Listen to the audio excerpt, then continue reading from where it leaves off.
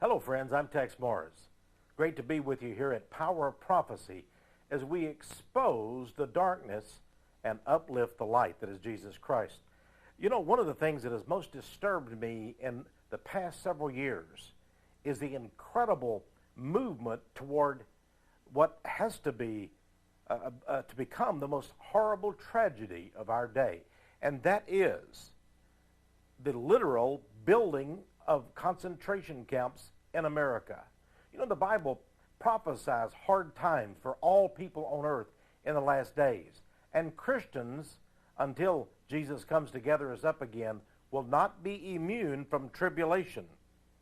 It says in Revelation 13 verse 7 that the beast from Satan, he will make war with the saints and overcome them.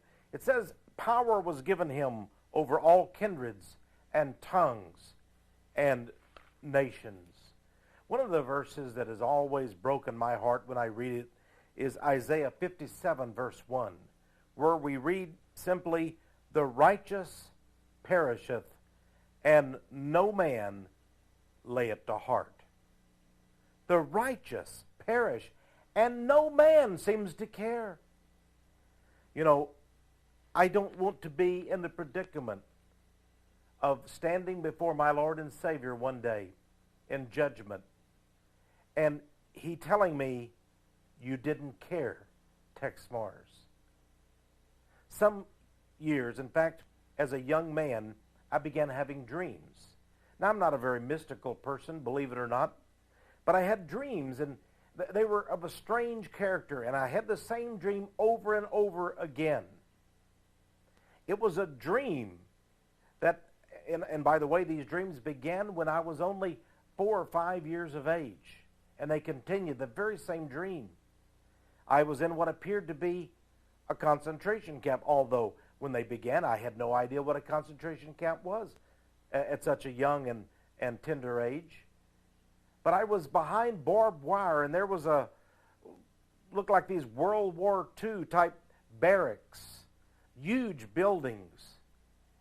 And everything was so hot and humid. And I looked about the camp, and that's what it was, a camp. And I saw that there were 3 great frog-like creatures like frogs. They were evil, they were ominous, and they were as big as men, even larger than men, and they stood guarding that barbed wire of the camp. And in my dream, I went into the barracks, and it was a barracks that had ceilings only 3 or 4 feet tall, so that you had to bend over, and they had rows after rows of beds. And the people were so miserable, unshaven, despoiled, dirty, lice-ridden, and oh, it was such a tragic scene. And of course, they had on the typical prisoners' clothing, although much of it was ragged and torn, and they were so hungry. Now, my friends, this was a nightmare for me, and it occurred over and over.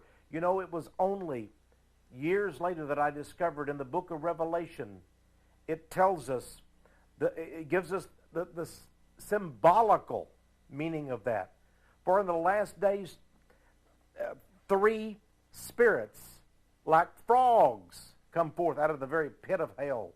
3 frogs. You see, a frog is considered an unclean night creature. And that was symbolic. And I think God was telling me something. And today, I do care. I take it to heart. And I remember even this very moment, the vividness of my dreams as a young man. And I knew someday I would have to do something about this dream, but I didn't know what. Well, today we're doing something. Today we're going to look at the gulags in the United States of America, the building of concentration camps, the planning, the preparations are already here. And my friends, you must understand what is really going on behind the scenes. We're going to document everything we say today. And you see if this is not so. You decide based on the documentation that you find in this video. Many people deny that there could be concentration camps in America. But listen to me, my friends. We're going to look at the history of concentration camps, and you will see we are not some kind of oasis. We are not immune from the terror to come, for it is prophesied. Proverbs 8, verse 36 gives us a tremendous secret. Why would men arrest, detain, torture, categorize, control, and lock up people behind barbed wire who are totally innocent?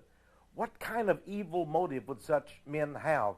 And why would they put thousands to death, such as has been done in concentration camps? Here's what the Bible has to say.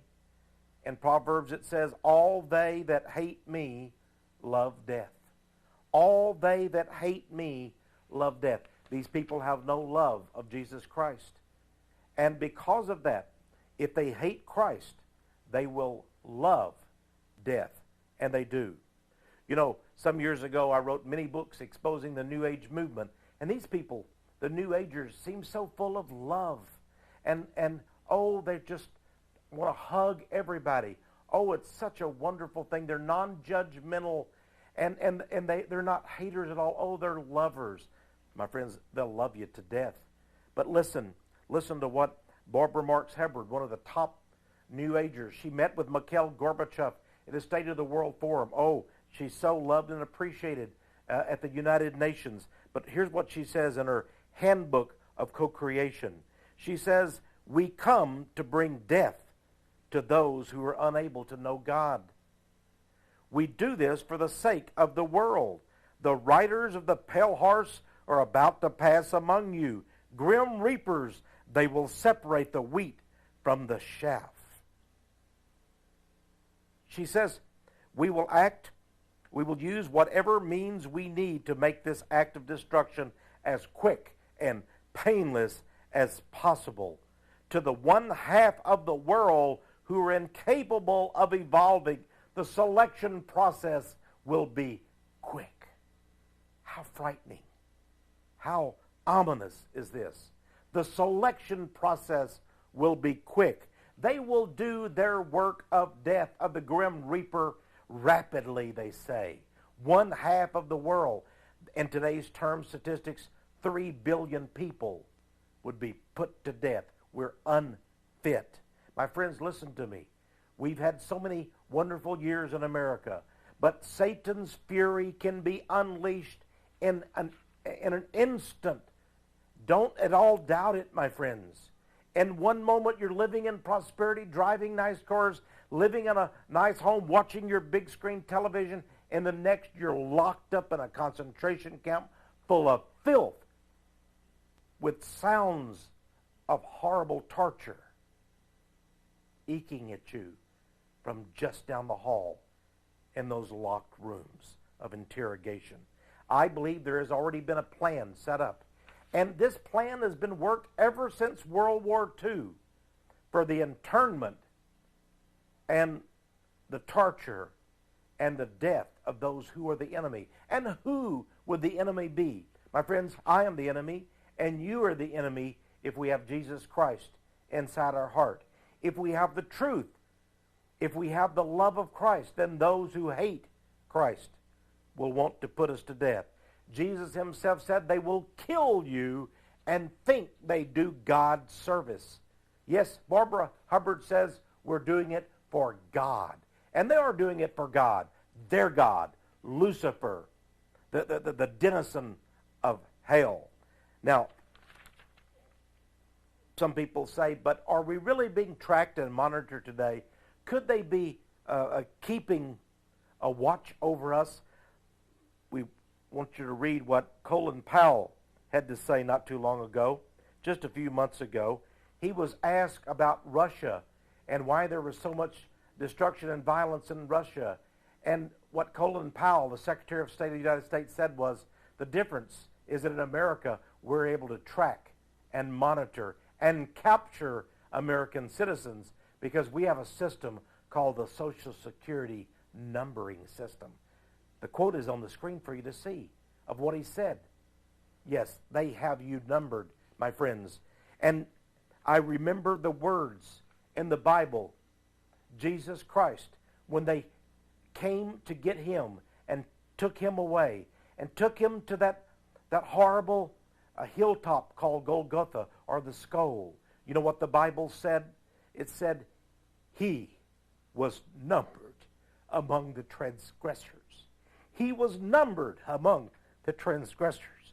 And today they have set up a system, I believe, the elite of this world, the Illuminati, and you, my friends, because you love the truth, do not doubt for a moment you are numbered among the transgressors.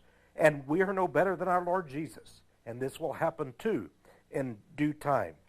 You know, I want to show you some evidence of concentration camps throughout history and how men have used tortures. I want you to see something. It is only the few that find Christ. It is only the few that would not touch the hair of a person's head. A Christian cannot kill. A Christian cannot torture. A Christian cannot hurt and maim another human being because the Holy Ghost inside of you will not allow it. But there are men who think it is no more important than the crushing of a fly or a mosquito in their hands to kill a human being. They exist, my friends. These people are monsters. Our prisons are full of them. And throughout history, they have succeeded in grabbing and conquering the very leaderships of governments. And they sit today in the highest seats of government. Look at this article from a magazine some years ago. Talked about the Chamber of Horror. Did you know that in San Gimignano, Italy, there is a museum of torture and pain? Who would think about having a museum of torture and pain? But the people who run this museum say it is only right that we do so people cannot forget the horrors that have been visited on people throughout history. This is an important aspect of history, and this should not be hidden away. Those who run this museum with its chambers of horror, they say here the fiendish devices here were designed to produce unbelievable agony. Unbelievable agony. Branding irons, thumb screws, skull crushers, tongue clamps. You say, what has that got to do with America today? Let me read you from Nexus magazine, August, September 1998. In a report entitled Recent Cases of the Use of Electroshock Weapons for Torture or Ill Treatment, Amnesty International stated that United States companies, listen to this, are the world's leaders in manufacture of torture devices. Did you get that?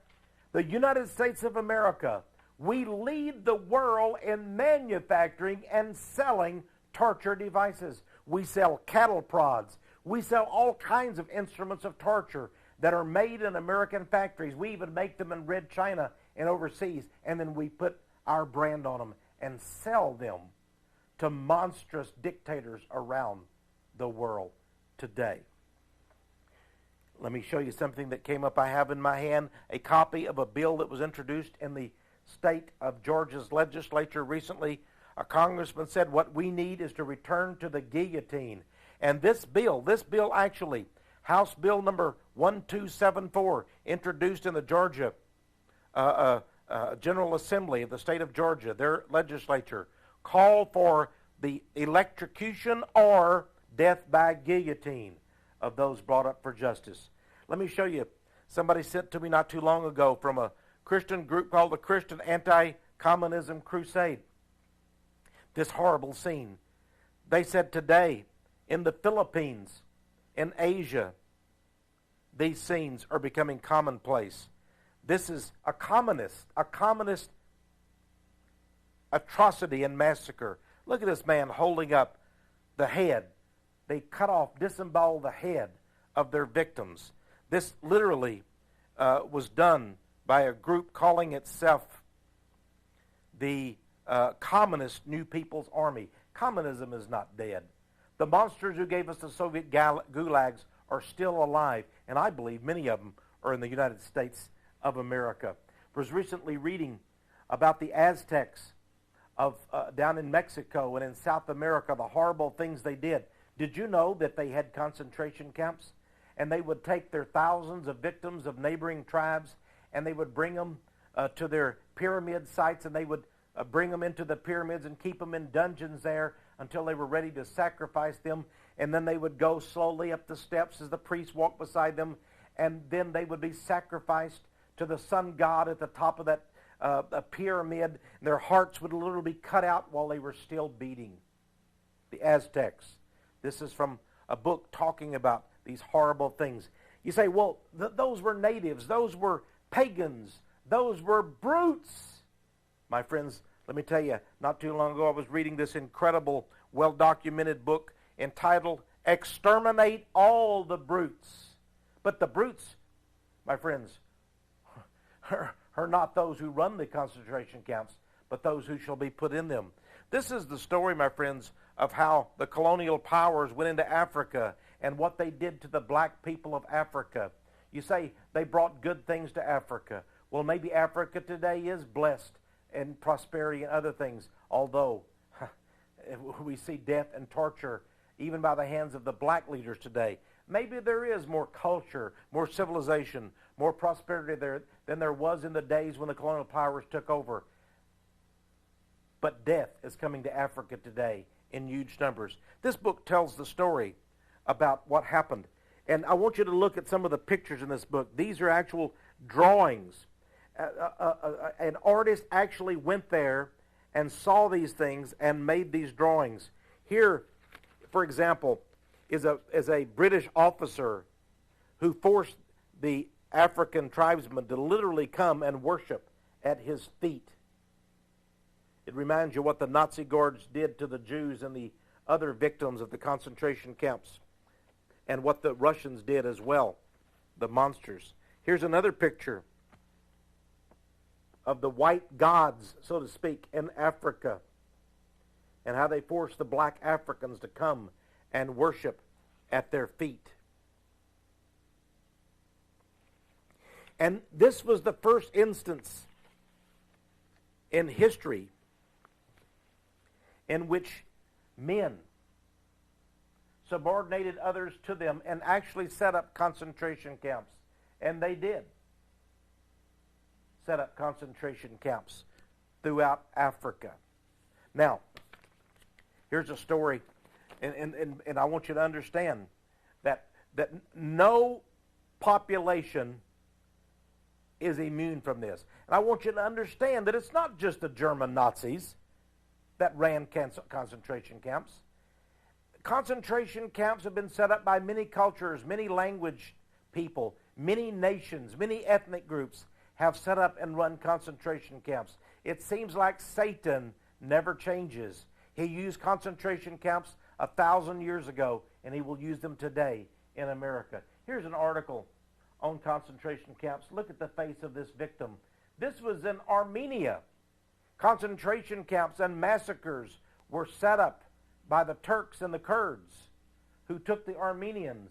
And it is said that as a minimum 2 to 5 million Armenians were massacred. Now, we move on up, and here is from Newsweek magazine back in 1995 a picture of a POW, which is really a concentration camp. This is an Australian prisoner of war. He's about to be beheaded by a Japanese warlord. Yes, the Japanese set up these camps back during World War II. At the same time, they went into China. Here was a story about a book that was out recently called The Rape of Nanking. That's a city in China. It says the forgotten Holocaust of World War II. Yes, the Japanese went into this city and killed and put people in prisons. Horrible things they did to these people. Then we get to Yugoslavia, Bosnia. This is from Business Daily. It talked about Yugoslavia's bloody history. Now, we got involved, in Serbia, Bosnia, Herzegovina not too long ago. But if you want to look at the history of it, here, for example, during World War II, the dictators who favored the Nazis and the Catholic Church worked very close together and running Ustashi death squads. And they set up concentration camps and began to kill and kill and kill. I know you can barely see the picture. It's not a very good one in the middle, and I'm sorry, it's many generations here. But look at all the dead bodies, the genocide. The Ustasha, the secret police of Yugoslavia, stand over the corpses of Serbs in this hideous picture. Here, by the way, just recently, there's an article from USA Today, and the war that really gathered forces in the 1990s. Look at this scene. Deep in caves, body after body, put in this underground morgue, similar to concentration camps. And then this picture, this is from the European newspaper. Here is a picture. Now we're talking about 1990s, my friends. This is not German Nazis. This is what happened during the Serb-Muslim-Croat War in Yugoslavia, modern-day Europe. And then, of course, we had what happened in Africa just recently. The colonial powers didn't do this, my friends. One black force did it to another black force in the nations of Rwanda and that area of the world. We had a horrible massacre. Look at all of these dead bodies. By the way, this is August 1994, Time magazine. This is the beginning of the final days. This is the apocalypse, said a resident of Zaire, a nation in Africa. Interestingly enough, let me show you another picture too of that. The slaughter was just too much to unbear in Burundi and Rwanda. In one case, they took hundreds and hundreds of captured innocent people, men, women, and children, and they took them into a church. And they said, here you will have sanctuary. Here you will have safety. And then they came in with their machetes and began to cut off their heads and limbs and killed every single one of the people in that church. And did you know that the United Nations sat by and watched it? And the people of Africa today believe that the United Nations actually participated and were complicit in this. And it was for this that we see this article in the Austin American Statesman that says protesters want the United Nations to get out of Rwanda in Africa. And over here we see an African man holding up a sign that says Boutros. He was the Secretary General of the United Nations, and Mitterrand, the President of France, are accomplices of the authors of genocide. They say over 1 million people were slain in Africa, massacred, men, women, and children. Here's just one little article on it. Rwandan killings send thousands on the run. Soldiers bury the bodies of at least 2,000 people killed at camp the day before. And the United Nations was involved. Now, we go back to the 1970s to Cambodia, the killing fields they were called. The Khmer Rouge, the Red Communists, took power in Cambodia. You know, one of the first things they did was close up the cities, and they rewilded. Yes, they had a program called the Rewilding Program, and they rewilded Cambodia. They said, we will not allow anyone to live in the cities, and they forced the people at gunpoint. Those that did not leave, they murdered immediately on the spot, assassinated. And the Khmer Rouge, the communist soldiers, forced the people out of every city in Cambodia into the countryside. And there they began to select. The selection process, it was rapid. It was quick. And my friends, as you can see, this is the end result. A Buddhist monk sits among bones and skulls of the dead. Did you know that in Cambodia there were only about 4.5 million people, and they say that as many as 2.5 million people were massacred? My friends, that would be like killing over 100 million U.S. citizens if this kind of massacre were to occur here. And by the way, this is not the only article. Here from yet another newspaper, and I've just turned it right to the picture. It says, Cambodia, a man cleans a skull near a mass grave at the Chuk Ek torture camp run by the Khmer Rouge, who were responsible, it says here, for as many as 2 million Cambodian deaths from 1975 to 1979. One skull on another. If you look at the evidence, did you know they took, just like the Nazis did in Germany, the Cambodian communists, these Asians, took in their victims, and they had Polaroid cameras. And when they took them in for interrogation, for torture, they made good records. Look at this in this article from Newsweek magazine. They numbered them. They were numbered among the transgressors. And today, there is a museum near Phnom Penh, the capital of Cambodia, and there are thousands and thousands of pictures. They wanted to document what they were doing. Remember what it says in the Bible, all those who hate God love death. Well, not too long ago, this man died. He was called the Butcher of Cambodia, Pol Pot. There he is lying in his funeral pyre, I guess you would call it. He died of old age. He was never prosecuted for his war crimes. Here's one more picture I want to show you from U.S. News and War Report magazine at the very bottom there of this page. There again is another site where human skulls are stored now from the torture camps run by the communists. And you know, for years Americans were lied to about what really happened in Southeast Asia. Here's an article that came out, I think this was in the, if I'm not mistaken, was in the Wall Street Journal. Time to tell the truth about Cambodia. There is a smiling Pol Pot.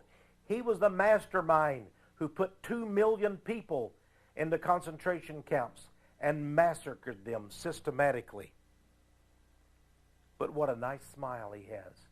Who can fathom, my friends, the minds of a madman? Well, let's go a little further. Let's go on to World War II now. Move back to World War II during the era of the Nazis. I read this book many years ago by Eugene Kogan. I thought the title was very significant about the Nazi concentration camps. The theory and practice of hell. That's what it was for those people, my friends. The theory and practice of hell. Here's from the New American Magazine. It says, Lessons from the Holocaust. Look at the little children. Jesus said it would be better for a millstone to be tied around a person's neck and they be thrown into the depths of the sea rather than to hurt one of these little ones. But there they are in the concentration camps. Here's the barbed wire. And I'm telling you, my friends, across America, I'm getting reports of similar camps to this that have been built. Look at this barbed wire. You will see what I'm talking about. These camps are being built in America today. You know, not too long ago, there was an article in Newsweek magazine called The Lessons of Nuremberg, and it showed pictures of those who were caught up in the trial there, the Nazis. You know, when those trials occurred in Nuremberg, Germany, we thought those were madmen. They were insane. They were possessed with evil.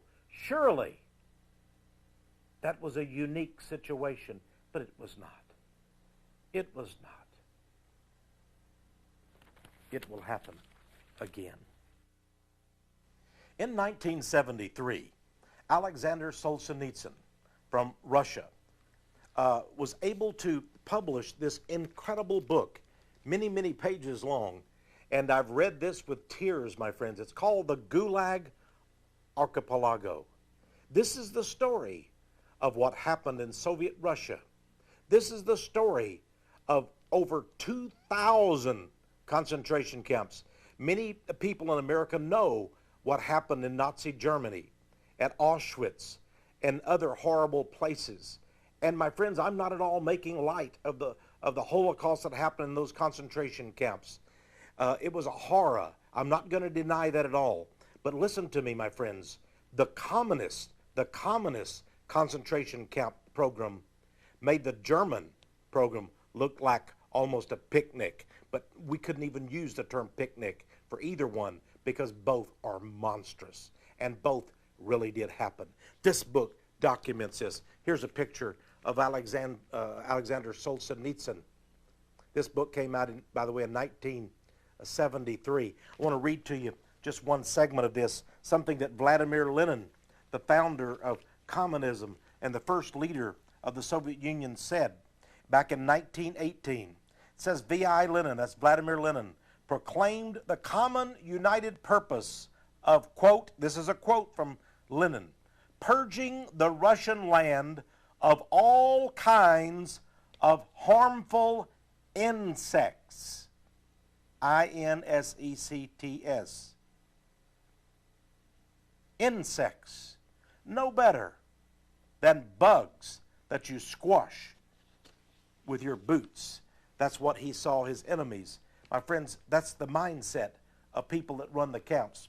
Here in this article from the New American Magazine is a man named Avraham Shifkin. His father perished in one of these Gulag concentration camps. And here he is pointing to a map of the Soviet Union. And this gentleman affirms that there were over 2,000 of these camps. Here's a book called The Persecutor. Very interesting. It tells the story of a man who actually was indeed a guard and a persecutor. He worked for the Gulag system. He was a Russian. It wasn't that he wanted to do it, but he said it did give him some advantages. Here's the card that he was given. The card that he was given that made him so very special. They called him a member of the Voluntary People's Brigade. The Voluntary People's Brigade for maintenance of civil order.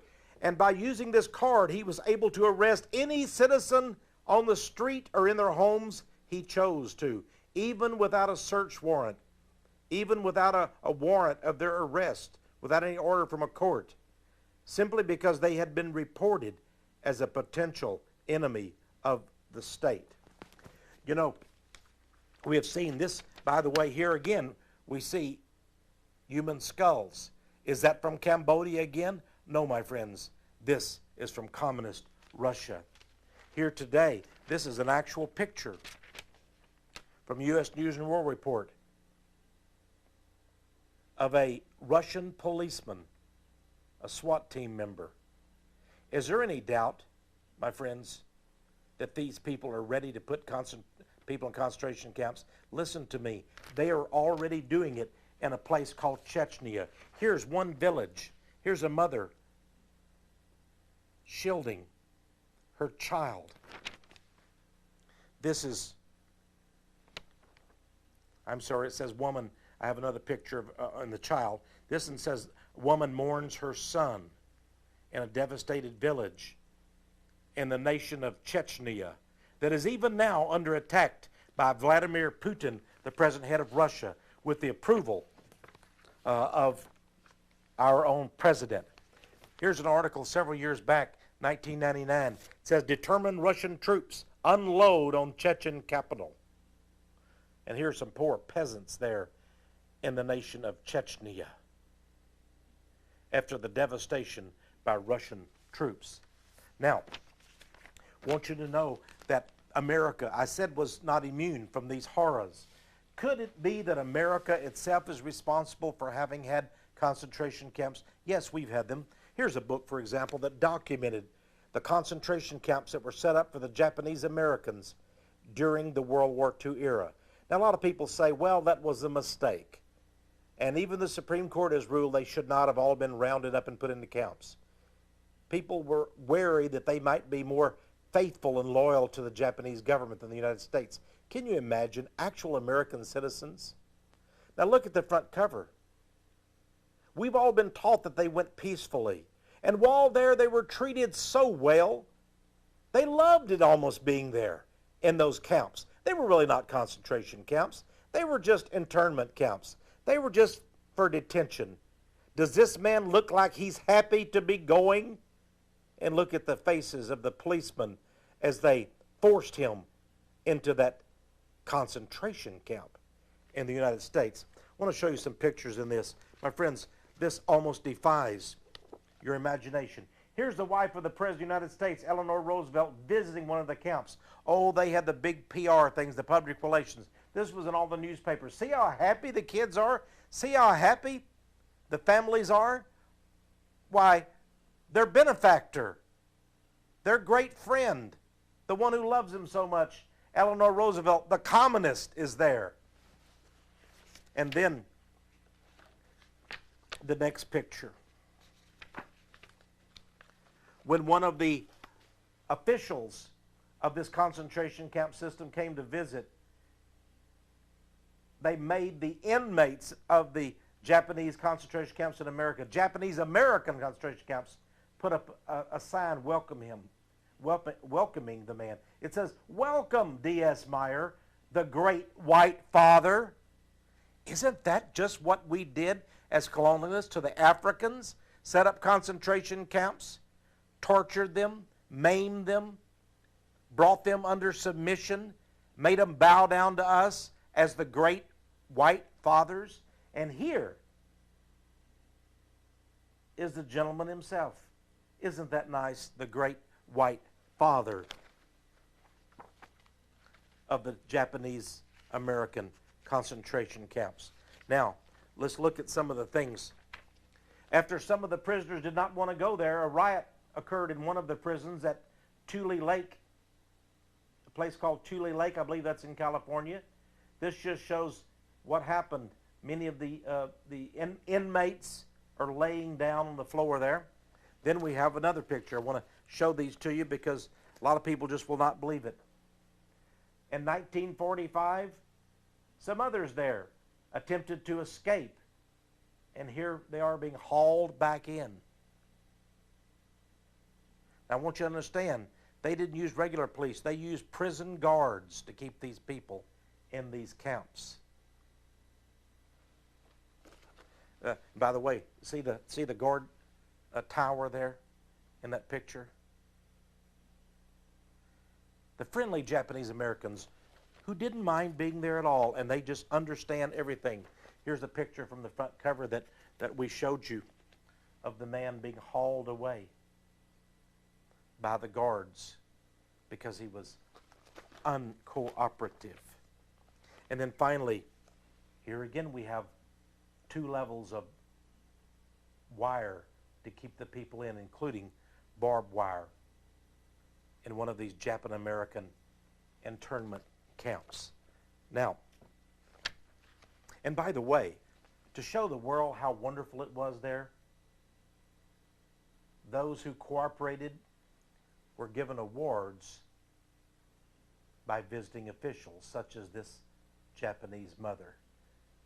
But it doesn't look like there's a very happy look on the lady's face. Another program that America is responsible for is something called the Phoenix Program. The Phoenix Program. This book by Douglas Valentine is now unavailable, and I can understand why. They don't want you to know that we set up concentration camps, torture camps in South Vietnam, and tens of thousands of South Vietnamese citizens. By the way, their symbol was the flying serpent dragon, the great phoenix bird.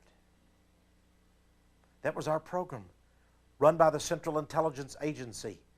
And it was an assassination program in which all that was necessary is for the people to turn in those that were suspected of not being loyal to the American side.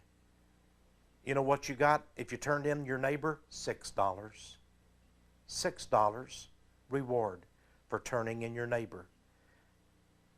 They have a program now in America under the Homeland Security Act, and it's called TIPS. They want you to turn in your neighbors to the government. The Phoenix Program. By the way, the My Lai massacre was part of this Phoenix program. You thought it was just an isolated incident? No. Here's an article from an American newspaper called The Misery of My Lai. Look at those dead bodies, my friends. And Americans did that. You say Americans would never run concentration camps? No, not Christian Americans. Not thoughtful, loving Americans. I know that. And I know that America is probably the most generous, compassionate nation in the world. But my friends, when the spirit of Satan enters a man, he will do evil. Believe me, he will do brutal, uncompassionate, inhumane things. This is the story of whatever race, whatever creed other than Christianity, whatever ethnic group. This is across the board. And this spirit of evil is going to come again. And it will happen here in America. Now, here is an American who brought some people down to Guyana in South America, and here's the end result. This picture is sort of hard to see, my friends, but these are bodies of over 900 people in Guyana. They went down there to live in what was nothing more than a concentration camp. Pastor Jim Jones of the People's Temple. Did you know that I have documented evidence that this was nothing more than a CIA experimentation site? Central Intelligence Agents of the United States set this camp up. This was not a bunch of cultists that went down there to worship their God-man, Pastor Jim Jones. No, no, my friends. And guess what? The coroner of the nation of Guyana, in a report that has not been in American newspapers, stated that over 90% of the people did not commit suicide, but were murdered. Murdered. And this is just the truth about Guyana. Some years ago, somebody sent me this article. It's from a tabloid, by the way, and I don't put much stock in tabloids. It says, Feds are set to toss millions of Americans into concentration camps. Anyone, it says, that ticks off the federal government could be a victim of these camps. So here we have this huge article. Must have frightened a lot of people who read the tabloid. Normally, as I said, I don't give tabloids any credence at all, but I'm going to give you documentation today that this might just be the real thing. We're going to look at actual facts, not just tabloid, but real stories, real accounts, real evidence today. You know, some people say, well, we might need camps because of so many immigrants coming to the United States that are illegal. We need places to put them. Friends, listen to me. They are trying to give amnesty to all of the aliens. George W. Bush actually introduced legislation in Congress, and the Congress, under Senate Majority Leader Tom Daschle, wants more immigrants into the United States. They're not trying to stop these immigrants. Don't let them lie to you and say, oh yeah, we're going to really start monitoring and controlling the immigrants, and if there are too many of them, we're going to put them into camps. Baloney. Here's an article that came out of the Orange County, California Register daily newspaper. U.S. developing a plan to contain an influx of refugees from Mexico. Baloney. But what the real news is it talks about detention camps. Dozens of detention camps are being built and billions of dollars are being spent. Detention camps. It's not for refugees. They're not trying to put refugees. They don't have enough border patrol to control our borders now. Then an article, and I have it in front of me, from the San Diego Union Tribune newspaper. It says U.S. military installations will be used as detention centers, and federal law enforcement agents from around the country could be used if these kind of camps are set up. Then my good friend who publishes the Free American put out this article, Government Admits Concentration Camp Program. Quotes Congressman Henry Gonzalez, Democrat from Texas. He says, the truth is, yes, the plans are here, where you could, in the name of stopping terrorism, evoke the military and arrest Americans and put them in detention camps. That's Congressman Henry D. Gonzalez from San Antonio, Texas. Here's somebody that sent me an article. It says President Bush in 1989 authorized the Federal Emergency Management Agency, or FEMA, to build 43 primary camps having a capacity of 35,000 to 45,000 prisoners each. Then, just as I was going to press with this video in August of 2002, I read a newspaper report that 200 prison camps could be built in the United States and elsewhere in the world for Al-Qaeda Arab terrorists. We go all the way back, my friends. Here's an article talking about the history of concentration camps. Did you know that back in August 3, 1948, J. Edgar Hoover and the Attorney General of that time, a J. Howard McGrath, set up a plan whereby President Truman could suspend constitutional liberties during a national emergency? It says here the plan was codenamed Security Portfolio. Well, the New Age has a plan. Here from the book Dawning of the New Age New World Order, my good friend Dennis Cudahy quotes Lucifer Trust, basically, President Mary Bailey. She wrote a letter in 1970. She says, there is the emergence of a new world order and a divine plan at work. And she said, this plan will take place in the next quarter of a century. Well, a lot of people are worried about an organization named FEMA, the Federal Emergency Management Agency. A lot of people say, but FEMA, they're there just for tornadoes and hurricanes to help us. Surely, Tex Mars, you must be mistaken. My friends, I'm not the only one that's mistaken. If I were mistaken, here's an article in Media Bypass magazine, and it says that FEMA is a blueprint for tyranny. This goes all the way back to the Nixon administration, because Dick Nixon set up FEMA, and we know what a great president he was. And guess what? When Bill Clinton was president, when he was in office, he announced that the United States Army Reserve and all of the reserves in the United States would be reorganized to conform to the configuration of FEMA. FEMA is going to control our National Guard and all of our reserve military forces within the United States. And they've set up 10 regions, and I believe there will be concentration camps in all of those. Now, a lot of people say, but Tex, you just don't understand. It's the victims of hurricanes and tornadoes and floods that FEMA is concerned about. Yeah, well, look at this lawsuit almost a decade ago. Here's the news item. It says, victims of Hurricane Iniki in Hawaii and the 92 riots in Los Angeles have settled a lawsuit accusing the Federal Emergency Management Agency of providing inadequate disaster services. After nearly 18 months of negotiations, FEMA agreed to work more closely with local authorities, improve outreach, better train its workers, and blah, blah, blah. It goes on to say, in other words, FEMA wasn't even planning on taking care of these things, but people began to sue them. They said, okay, we'll do a little bit. My friends, about 3% of FEMA's work has to do with disaster preparedness. The rest, I believe, has to do with the concentration camp program and the continuity of program situation. Now you say, Tex, this all sounds too unbelievable. Way back in the Spotlight newspaper, back in 1984, was this incredible report that President Reagan ordered concentration camps. Now this had to do with something codenamed Rex 84. Did you know that Rex is the 10th degree of the Illuminati that was set up in 1776 by Adam Weishaupt over in Europe? Yes, the Order of the Illuminati. Rex, when you graduated to the Rex, which was the highest degree of initiation, you became your own God on earth. That's what they believe. If you could be initiated into the highest rank, the 10th degree of the Illuminati, Rex, you became a Rex, God on earth. Isn't it interesting that in 1984, Colonel Oliver North, working with Senior George Bush and others in the Pentagon, with the approval evidently of Ronald Reagan, it is said, at least Oliver North claimed that, they set up this concentration camp program. And by the way, they mentioned that there would be custodial facilities for dissidents and those who or political opponents, resistors, or outspoken critics of the government in times of emergency.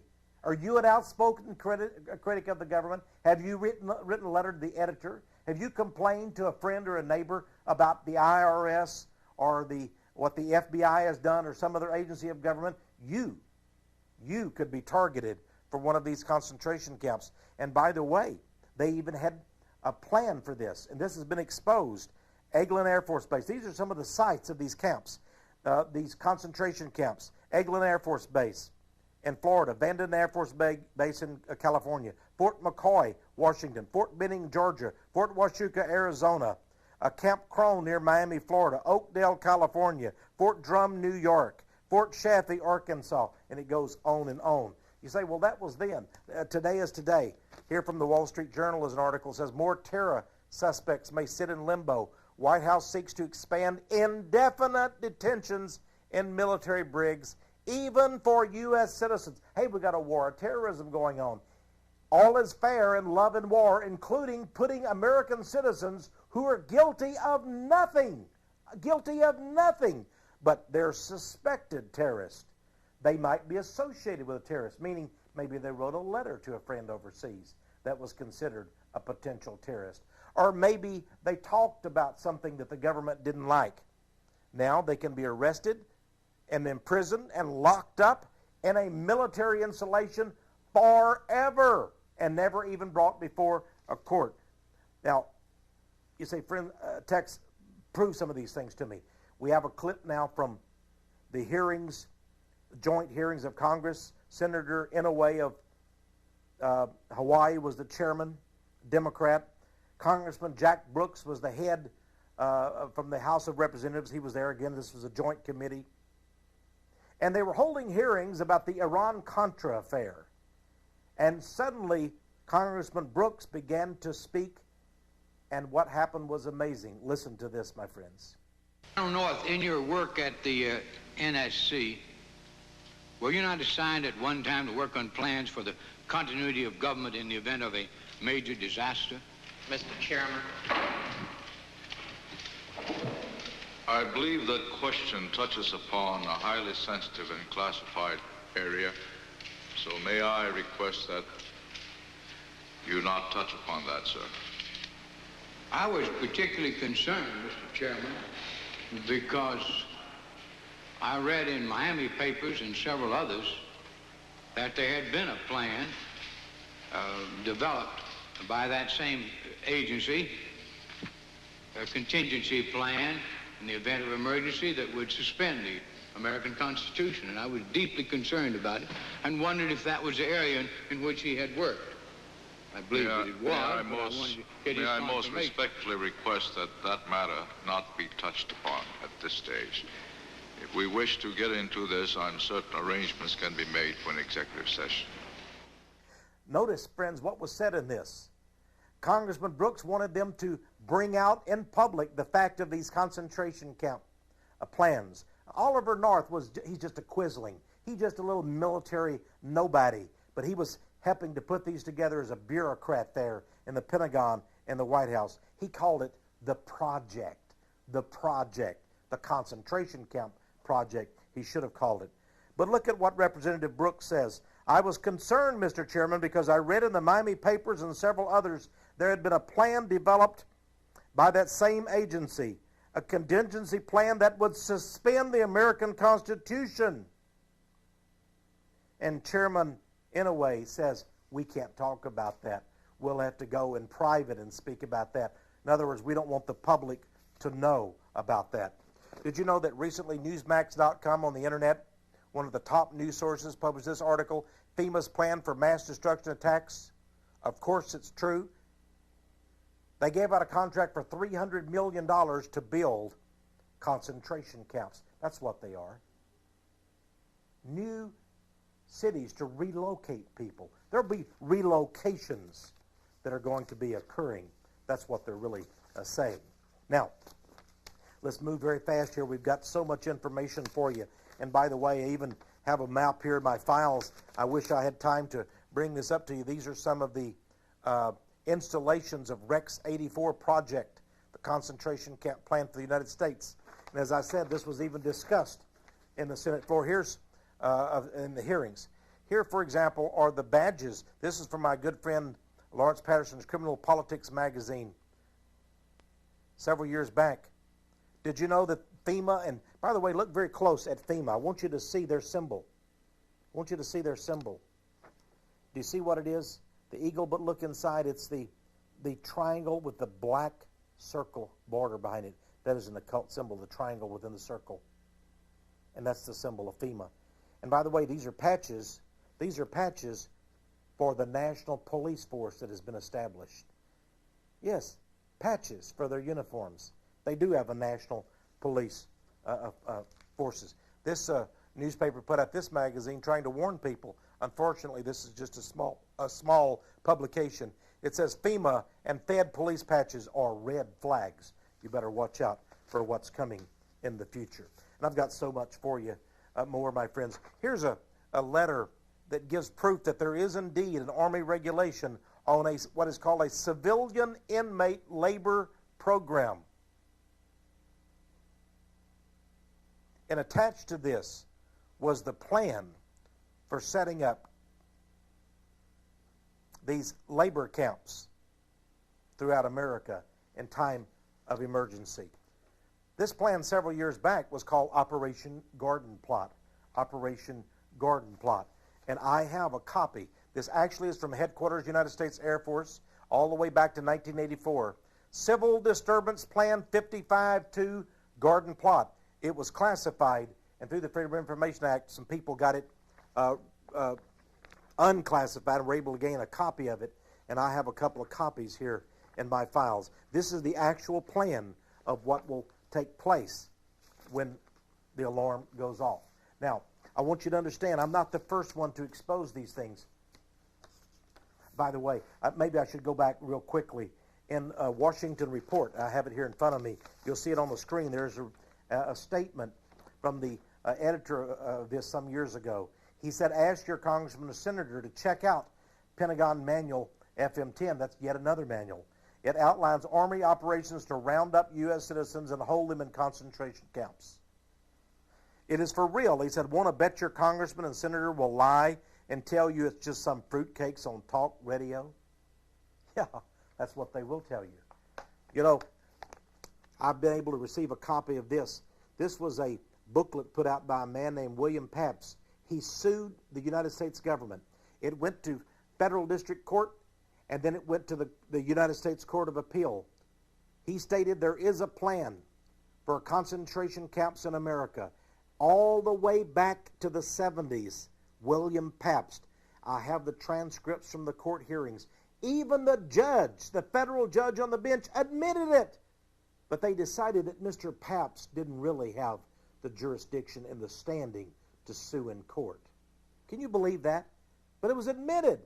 And by the way, the government's attorneys, the U.S. Justice Department lawyers fought like a tooth and nail to stop the disclosure of this. But I have these plans in this book. Now, that's not the only one. I have so much more for you here. By the way, in this Civil Affairs Operations Manual, it even shows how to set up a concentration camp, where the latrine will be, where the messing or the cooking and eating facilities will be, where the dormitories will be, and so forth. Now, let's move on just a little bit more. I wish I had time to discuss this. Here was a man who sent me massive documentation. He was very high involved in government activities, and he sent me massive documentation. I got this report, too, from Serge Monast. He was writing to this ministry. He was a Canadian journalist, and he found out about the concentration camp program in America, and he made up this book, and he has all kinds of documentation in the book, even with a map and pictures of various things that are going on in this concentration camp program. And Serge Monast made a plan to go across America and expose this. He was going to offer this book right here across America to people. He wrote and told me in a letter, he said, Brother Mars, I am desperate that people know about this. They must learn. America, and even the back of this says, America is in peril. Serge Monast. He was only around 40 years of age, and he was found dead. His wife, his children are convinced he was assassinated. By the way, I've been unable to find the author of this book. I have asked for people on the radio. I've talked about it on my videos, on television. William R. Pabst. I cannot find any record of this man existing today. If you know where William Pabst is today, would you please let me know? Was he picked up? Was he taken away because he had exposed too much? So much to tell you, my friends. Here, for example, this is an actual law of Congress that was introduced and passed, called the Emergency Powers Institute. And it begins by saying, this is actually from the Senate now, report number 93-549. It says, a majority of the people of the United States have lived all of their lives under emergency rule. For 40 years, freedoms and governmental procedures guaranteed by the Constitution have, in varying degrees, been abridged by laws brought into force by states of national emergency. The Senate of the United States in this report admitted we still live under emergency rule. All these many decades we have done so, and no one has been told. Did you know that you're under emergency rule? That your freedoms under the Constitution of the United States, the Bill of Rights, have been abridged? Did you know that? Here it is in this Senate report. 93-549. By the way, it goes on to say here, the President, under the powers delegated by statutes existing today, the President may seize property, organize and control the means of production. That's all business, all factories, everything. Seize commodities. That's food. Seize your food. Assign military forces abroad. Institute martial law. Seize and control all transportation and communications. Regulate the operation of private enterprise. Restrict travel. And in a plethora, that means many particular ways, control the lives of all American citizens. There it is, Senate report. Now, let's keep on going here. I'd love to have at least 2 hours in this video. Had a gentleman who wrote Senator Tom Harkin of the state of Iowa and asked him for me. I don't want you to see the man's name, if you don't mind here, because I don't think that would be right, the gentleman that he wrote to. But Tom Harkin thanked him for writing me. He said he's concerned about these executive orders that give the president such dictatorial authority. And he said, I appreciate your concerns, wrote back Mr. Harkin, regarding the executive orders of the President of the United States. These orders are usually given in times of crisis or war. I have enclosed some information for you and hope it proves helpful. I have 3 packets of information Senator Harkin sent this gentleman. These are from the American Law Division of the Library of Congress, talking about the President's emergency powers over domestic affairs. Here's from the Congressional Research Service, the Library of Congress, talking about the same thing. My friends, this exists. This is from the U.S. Senator Tom Harkin, and he obtained these issues. And then here I have in my hands copies of all of the executive orders that we're talking about today. From across the United States, citizens and friends of this ministry have sent me documentation proving that something horrible is amiss and is about today, and that concentration camps are a reality. From North Carolina, I received these photos from friends of the ministry. I'm going to go over each one very carefully. This couple told me that they, as they were driving in the small town of Pine Bluff, North Carolina, they came upon, sitting on, nearby, there on the railroad tracks, this huge double-decker, these train cars. And they were curious about them. And they went back home and got their camera and came back. There were no guards around to stop them from investigating, so they decided to do a little bit of a spy activity there. This shows you how very large this railroad car is. You can see the woman standing beside it. Notice these are like no railroad cars I've ever seen. Now she told me, and here again, by the way, is the end of one of these cars. You can again see how very huge they are. Again, they're like double deckers. And then she said, Brother Tex, she says, please pay attention very carefully to picture number 4. That's this picture here.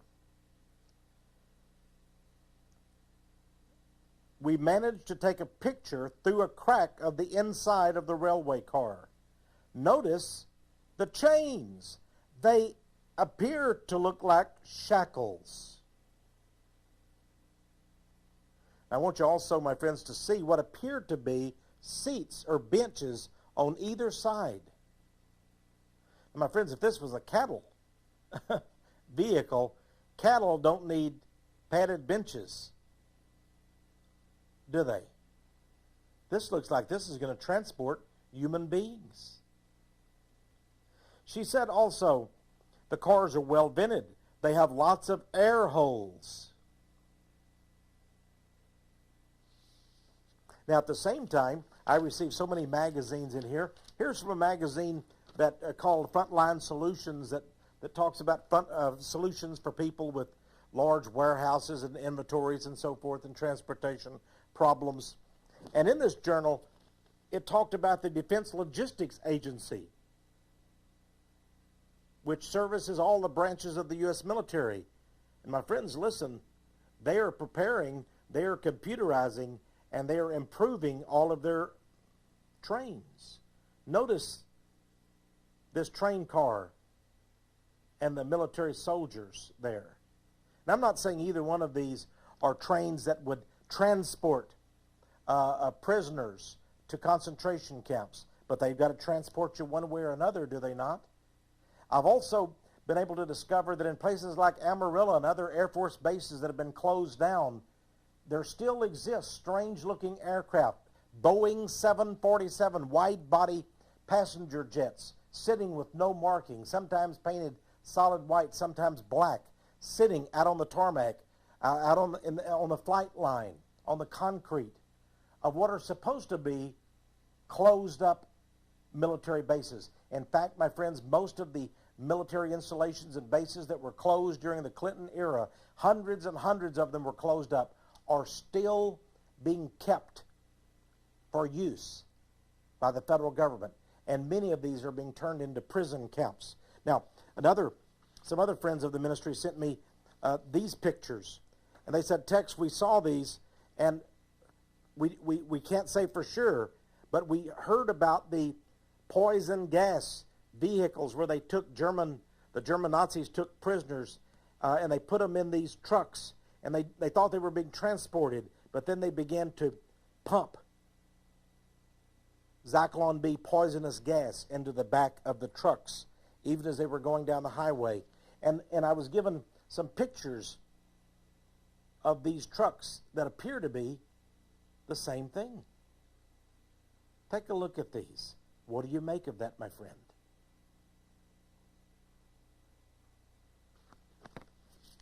Then we go on a little bit more.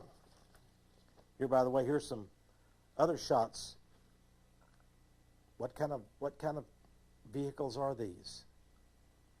Are these for transportation of prisoners? Maybe they don't want anybody to see inside these. Then, from a computerization and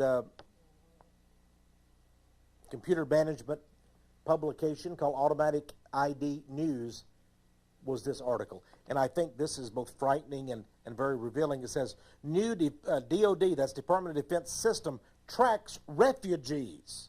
Oh, yeah? Well, listen to what it says here. It says that they're at Guantanamo Naval Base, Cuba. Now, this was way before the September 9/11 attack, but they were already preparing. They gave these people, they used them as human guinea pigs and put ankle bracelets with microchips on their ankles so they could track them around the prison camp. And they call this system, so with one computer in one control room, they know where every prisoner, by number, where they're at any given time. You go to the bathroom, they know where you're at. You're eating a meal, they know where you're at. You're on a work detail, they know where you're at. You're trying to escape. They can see you on the computer because of this ankle bracelet with the microchip in it. Let me tell you what the name of this is. It says that this system, it's a human tracking system, but listen to this. It says this is called the Deployable Mass Population identification and tracking system. Mass population identification and tracking system. Now let's get to concentration camps themselves. Do they exist? Here, the Patriot Report, back in 1999, in fact, over 3 years ago, sent me this. They said they have found a concentration camp in Nevada, and they believe it's one of 300 being built across America. And look at the guard towers, and you can see the pictures aren't so clear, but we have a water tower, we have a guard tower, and of course we have the infamous barbed wire. This is back during the Clinton era. It shows that Fort Dix, one of the largest Army sites in the world, has now been turned into the largest federal prison. The largest federal prison. I wrote to Fort Dix, New Jersey, and I asked them how large they were. They said we have over 12 and a half. They wrote back. They told me, they admitted we have over 12 and a half square miles that's kept, encompassed by barbed wire fences. 12 and a half square miles. How many tens of thousands of people could they put in such a place? Governor Ann Richards, when she was governor of Texas, here's a news item that came out from the Associated Press, said she was touring a prison, the Chase Naval Air Station in Beeville, Texas. It's the state of Texas' first military installation to be converted to a prison, because prisons aren't being built fast enough. Prisons, maybe. Then we have the underground detention camps. My friends, they actually have underground detention camps. And this article from the International Free Press, Serge Monast, remember I told you about that gentleman before, who now has been, I believe, was murdered. He located many underground sites. A man named Richard Sauter, a PhD, wrote this book. I have a copy of it, Underground Bases and Tunnels. What is the government trying to hide? Amazing stories of entire cities. Did you know that there are over 96 cities located underground? Subtropolises, secret installations, deep underground. Here's an article from Time magazine, way back in 1991. It says, Doomsday Hideaway, Mount Weather, carved into a Virginia ridge more than 3 decades ago. A secret bunker still stands ready to shelter U.S. leaders from a nuclear attack. They say that this underground city, and that's what it is, it's not a bunker, it's a huge facility underground. Thousands can live down there. 48 miles from Washington, D.C. They have offices, computer networks. They even have an underground pond holding drinking water, they say, and a television and radio studio. You say, well, that's in case our president, our national leaders need to be protected in case of a nuclear attack. Listen, my friends, there are 96 of these hidden bases. Up in Canada, here's a story out of Maclean's News magazine. An eerie tour of Canada's past, but they're still maintaining. The Cold War is over. There's no nuclear threat from China or Russia, they say, but guess what? They still maintain these places. And as I told you, many of the military installations in the United States are being converted to prisons, or I believe to detention centers and concentration camps. In a book called Future Fire, about military bases and technology, there is a drawing of an underground combat operations center. And you can see floor after floor in some of these underground bases and sites. Now remember, many of these, including all of the Minuteman missile sites throughout the United States, Whiteman Air Force Base, Missouri, and others, have been closed down. But there they are. Could they not be converted to concentration camps to hold American dissidents and political prisoners? And I'm talking about American citizens, not the Al-Qaeda. We know, of course, that the United States, according to a new report, is building over 200 camps for Al-Qaeda and other prisoners.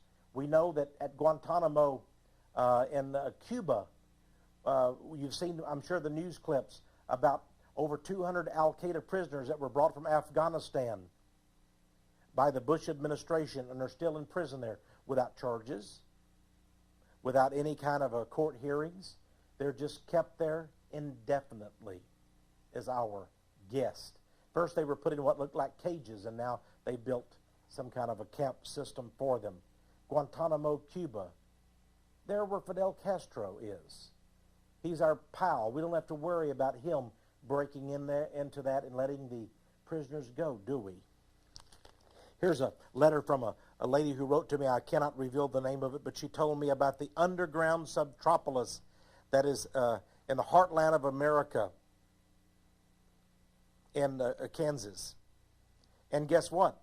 She said they actually had a program on this on the Discovery Channel. The program was called Invisible Places, and it talked about miles and miles and miles of a secret, what is a secret to most people, underground city. And it's evidently built by the billionaire Hunt brothers. Quite interesting. Some years ago, just a few years ago, in fact, in the early 1990s, south of Dallas, the federal government spent hundreds of millions of dollars to build huge tunnels under the ground. Here's a picture. This is, my friends, this is out of U.S. News and World Report, November 6, 1995. See how huge it is? You can see the two gentlemen there, the workers working down there, carving out these tunnels under the ground. Now, what was it built for? Well, they claimed that they were going to do 21st century type research in physics. This was where they were going to build the superconducting super collider. Now, without getting into all of the science of that, let me just say that they built miles and miles of these huge tunnels.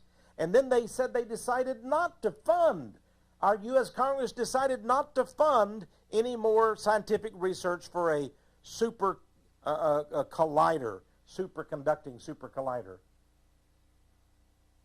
But they still have all the tunnels there. What for?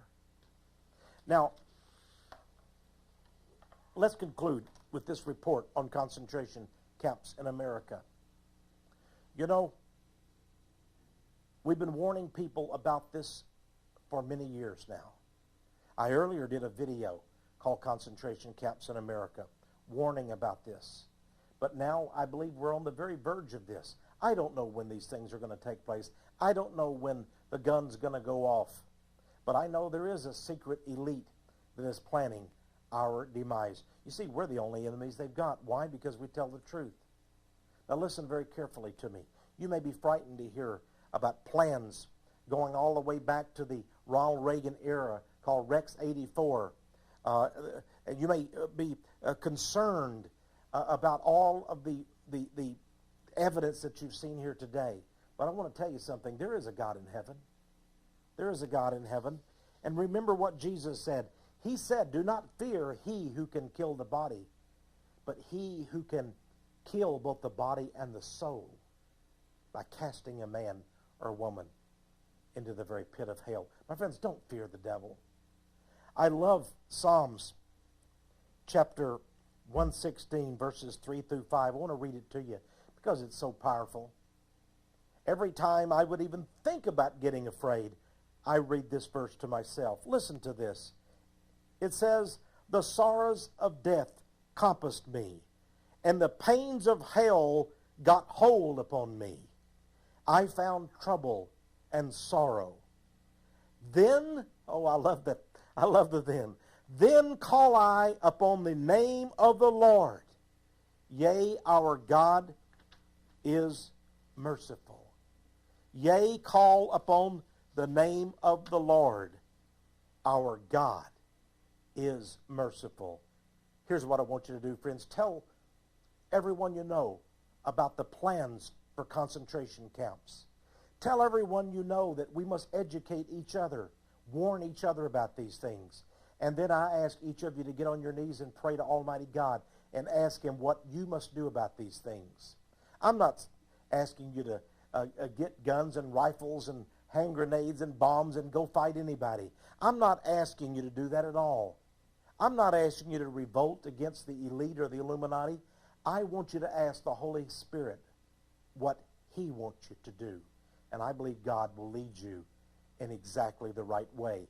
And I believe he will lead you down peaceful paths.